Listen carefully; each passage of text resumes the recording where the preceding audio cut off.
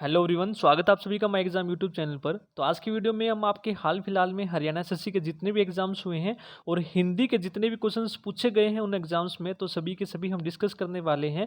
तो आप खुद देखिएगा कि हमारे चैनल पर हिंदी की प्लेलिस्ट में आपके जितने भी टॉपिक्स करवाए गए हैं तो मैक्सिमम आपके वहाँ से क्वेश्चन पूछे गए हैं, तो मैक्सिमम टॉपिक्स आपके करवा दिए गए हैं। तो इसीलिए मैं कहता हूँ आपके Haryana SSC exam point of view से हिंदी के जितने भी इंपॉर्टेंट टॉपिक हैं आपके करवा दिए गए हैं। तो प्लेलिस्ट आप जाकर देख सकते हैं, हर एक की प्लेलिस्ट आपकी बनी हुई है। ठीक है, स्टार्ट करते हैं। यदि आपको वीडियो पसंद आए तो प्लीज़ वीडियो को लाइक ज़रूर कीजिए और हरियाणा एसएससी किसी भी एग्जाम की तैयारी करने के लिए चैनल को ज़रूर सब्सक्राइब कर लें। तो फर्स्ट क्वेश्चन है आपका, अपादान का अर्थ है। तो अपादान का आपका अर्थ क्या होता है? अपादान का मतलब होता है अलग होना, किसी चीज से अलगाव। ठीक है, उसको हम क्या बोलते हैं? अपादान। बिल्कुल बेसिक आपकी हिंदी पूछी गई है। कुछ एक हैं आपके जिसमें आपकी जो साहित्य पूछा गया है, एक दो क्वेश्चंस, बाकी आपकी बिल्कुल बेसिक पूछी गई है।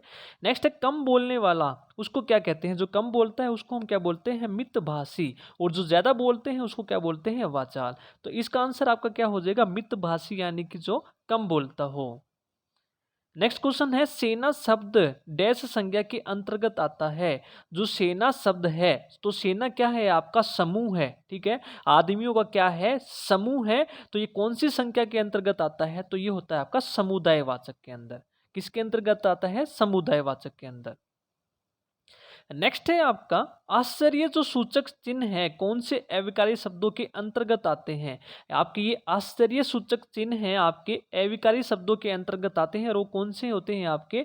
आपके देखेंगे जो आप शब्द देखते हैं तो वो कौन से हैं? विस्मयादि बोधक शब्दों के अंतर आते हैं। जैसे आप देखेंगे कौन कौन से होते हैं आश्चर्यजनक। आप किसी चीज को देख के बोलते हो अरे, छी छी, ठीक है, हाय। तो इन शब्दों के लास्ट में जो आप आश्चर्यजनक सूचक यूज करते हैं तो ये कौन से होते हैं? विस्मयादि बोधक। नेक्स्ट है, आगे देखते हैं। नेक्स्ट क्वेश्चन है, संज्ञा के जिस रूप से पुरुष अथवा स्त्री का पता लगे। ठीक है, तो कौन सा रूप है संज्ञा का जिससे आपको क्या पता लगता है? स्त्री जाति का बोध हो या फिर पुरुष जाति का बोध हो। तो लिंग से पता चलता है हमें। ठीक है, किससे पता चलता है? लिंग से। नेक्स्ट इज सभ्य, जो शब्द है आपका किसके मेल से बनता है? आप देखेंगे हिंदी में जो सबसे पहला टॉपिक करवाया है मैंने आपका वर्णमाला, उसमें सबसे पहले आपको यही बताया गया है शब्द किसके मेल से बनते हैं। तो आप देखेंगे वर्णों से आपके क्या बनते हैं? शब्द। और शब्द को हम पद भी कहते हैं। और शब्द से आपके क्या बनते हैं? पदबंध। शब्द से क्या बनते हैं? पदबंध। ठीक है, और आगे पूछे यदि पदबंध से क्या बनते हैं? आपके उपवाक्य। और उपवाक्य से क्या बनते हैं? आपके वाक्य। ठीक है, तो आपसे पूछा गया है वर्ण, तो सबसे छोटी इकाई आपकी क्या है? आपकी वर्ण है। तो वर्ण से क्या बनता है? शब्द। तो यहां पर क्या हो जाएगा? आपका वर्ण। नेक्स्ट क्वेश्चन है, भावार्थ शब्द किस संधि के अंतर्गत आता है? तो ये भी आपकी संधि मैंने करवाई हुई है। तो भावार्थ शब्द है कौन सी संधि के अंतर्गत आता है? तो आप देखेंगे संधि जो आपकी स्वर संधि 5 होती है। तो सबसे पहली जो होती है आपकी दीर्घ, जिसमें आपके दोनों स्वर सेम हो, पहले शब्द का आखिरी और दूसरे का पहला। तो इसका आप संधि विच्छेद करेंगे तो क्या बनेगा? भाव जमा अर्थ। भाव जमा अर्थ। तो यहां भी क्या है? ए है। और यहां भी क्या है? ए है। वो ए और ए मिलकर क्या बन जाएंगे? आ। तो क्या बन जाएगा? भावार्थ। और ये कौन सी संधि आती है? आपकी दीर्घ संधि। ठीक है, दीर्घ संधि आपकी। आगे चलते हैं। यदि आपको वीडियो पसंद आए तो प्लीज वीडियो को लाइक जरूर कीजिए। नेक्स्ट है आपका, हे अरे आदि शब्द किस कारक के अंतर्गत आते हैं? तो हे अरे आप संबोधन के लिए बुलाते हो। ए अरे सुनना जरा। ठीक है, ये कौन से शब्द हैं? आपके संबोधन।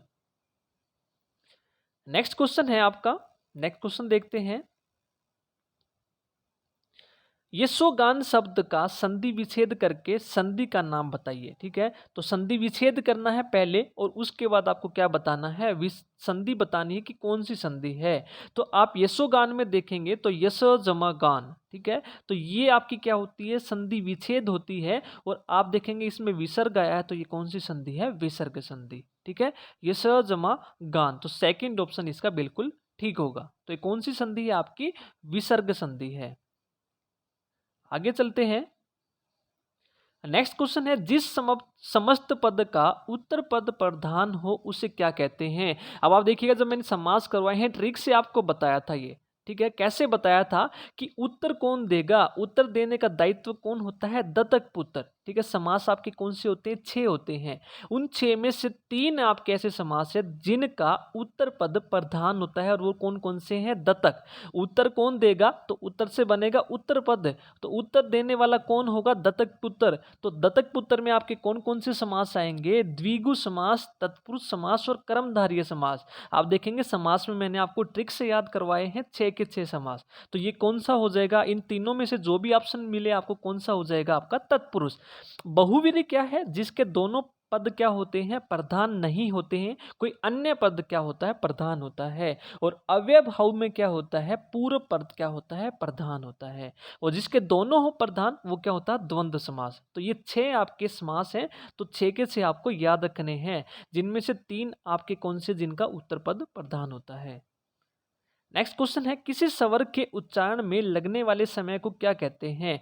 यदि आप किसी स्वर का उच्चारण करते हैं और उसमें लगने वाले समय को हम क्या बोलते हैं, मात्रा कहते हैं। ठीक है, जैसे अ, ई, ये सभी क्या हैं, आप देखेंगे उच्चारण में जो समय लग रहा है ये क्या है, मात्रा ही तो है, तो इनको क्या बोलेंगे, मात्रा।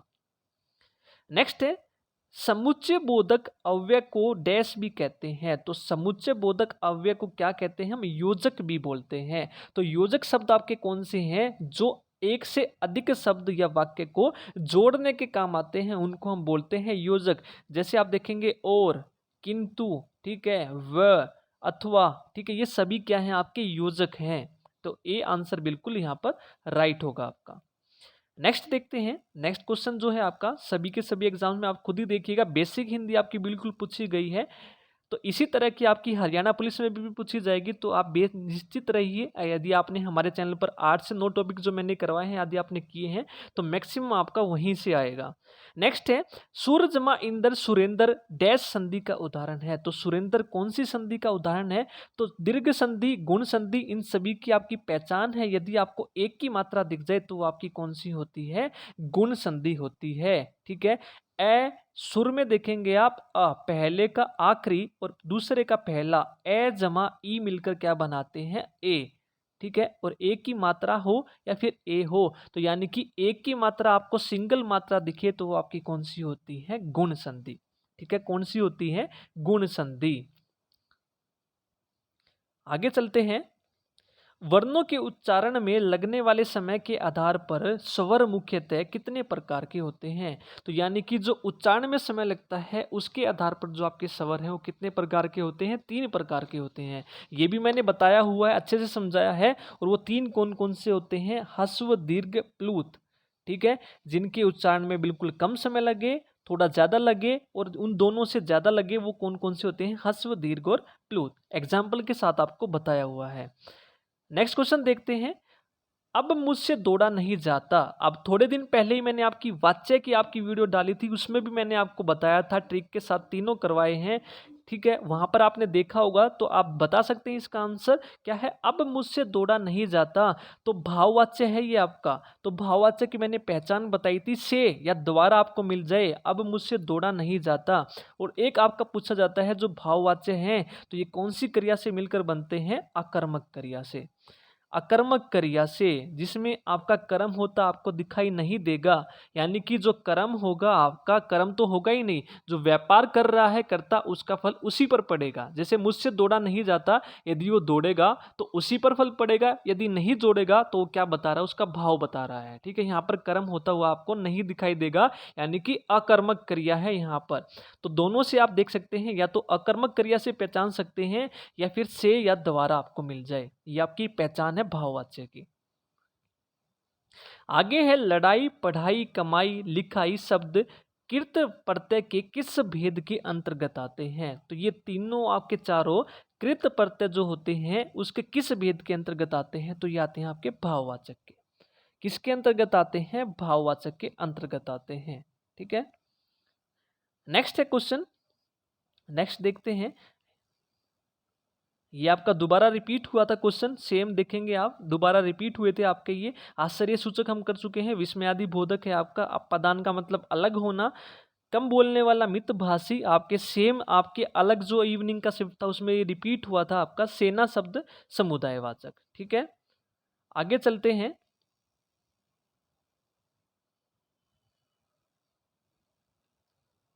आगे जो क्वेश्चन है आपके, जो शब्द डैश या सर्वनाम की विशेषता बताते हैं, ठीक है, वो कौन से शब्द होते हैं जो डैश या सर्वनाम की विशेषता बताते हैं, उन्हें विशेषण कहते हैं। तो विशेषण किस किस की विशेषता बताते हैं? संज्ञा और सर्वनाम की। ठीक है, संज्ञा और सर्वनाम दोनों की विशेषता जो बताई उन्हें क्या कहते हैं? विशेषण कहते हैं।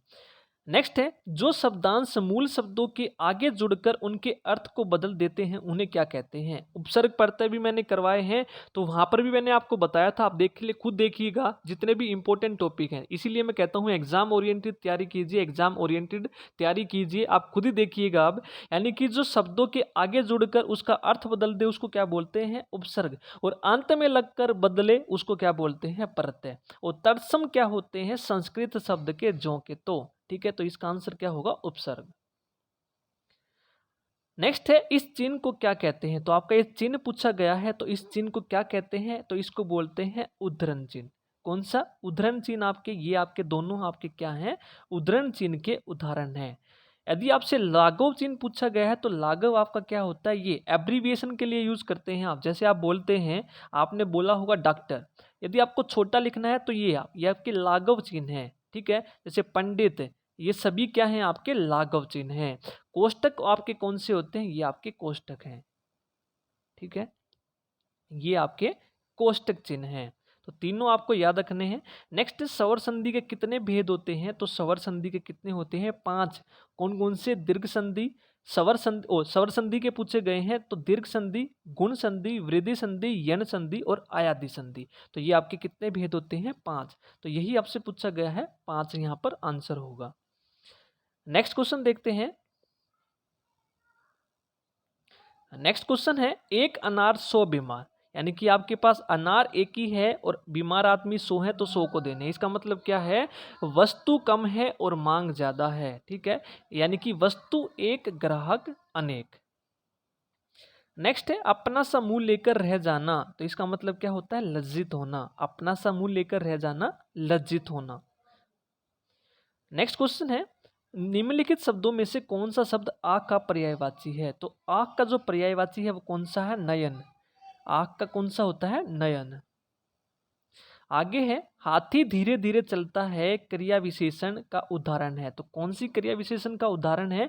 तो क्रिया की विशेषता बताए। कौन कौन से होते हैं? आपके रीतिवाचक। तो रीतिवाचक कौन कौन से होते हैं? क्रिया की करने का तरीका बताए, जो वो क्या होते हैं? रीति। यानी कि रीति बताए, वो तरीका बताए कि क्रिया कैसे हो रही है, धीरे धीरे, जल्दी। ठीक है, ये आपके क्या है? सभी रीतिवाचक। ठीक है, तो यहाँ पर आपका क्या हो जाएगा? देखेंगे धीरे धीरे चलता है, तो ये क्या बता रहा है? क्रिया के काम करने का तरीका। ठीक है, तो ये थे आपके हिंदी के क्वेश्चन। यदि आपको वीडियो पसंद आए तो प्लीज़ वीडियो को लाइक जरूर कीजिए।